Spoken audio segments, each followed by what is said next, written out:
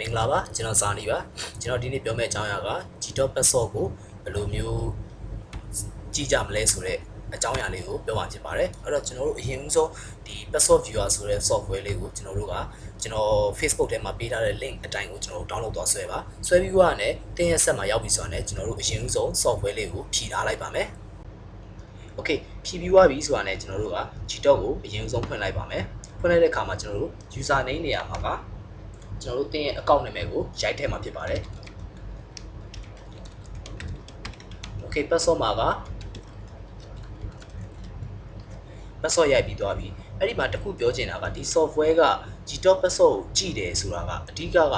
ဒီကိုက internet site မှာသွားသုံးတယ်ဗျာသွားသုံးတဲ့အခါကျရင်ကိုအရှိရ user တွေကဟောဒီနေရာလေးမှာ remember password ဆိုတဲ့နေရာလေးမှာ check လုပ်ပြီး sign in လုပ်တဲ့အခါကျရင်သူတို့ကပထမတစ်ခေါက်ထွက်သွားတဲ့အချိန်မှာတော့သူကထွက်သွားတယ်ဒါပေမဲ့နောက်တစ်ခေါက်သူမဝင်ပြီး